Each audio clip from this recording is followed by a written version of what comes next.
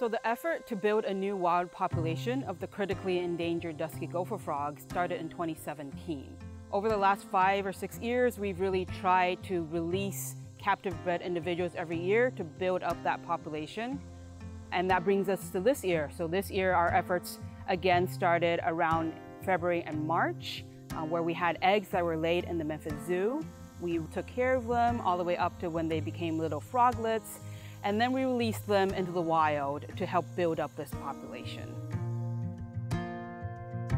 So all of the tiny tadpoles and little froglets that you saw in the previous video have now been released. We took them down to Mississippi in late June, early July, and they are now out and about in the wilds of Mississippi.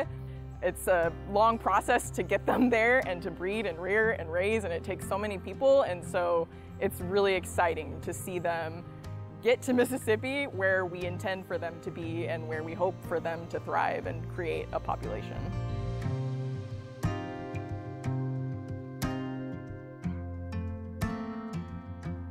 Beyond just releasing these froglets down in Mississippi, we've also been surveying this same site for quite a few months.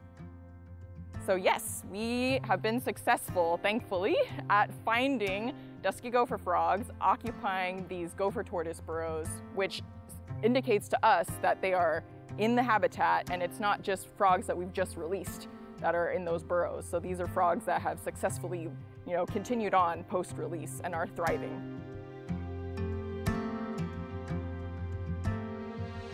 So while we work with the dusky gopher frogs, another species that we work with more locally is the Fowler's toad. And the reason we do this is we can ask some questions related to how individuals are in captivity and how the individuals are after they're released with the Fowler's toad here in Memphis. And it ties into the conservation of the dusky gopher frogs because we're able to see if you are born and bred in captivity and you're released to the wild, what are some of the ways we can increase your survival so that they are more comparable to ones that are wild to begin with? When we think about conservation, we think about, are we truly making an impact or are we just releasing frogs? And what we can say from what we've seen in Mississippi is that we are. We have seen and documented wild breeding of dusky gopher frogs from these released individuals, both this year and the previous year. And while it means there's still a lot of work and monitoring to do of this population, we are inching closer to being able to help this species get reestablished in their native habitat.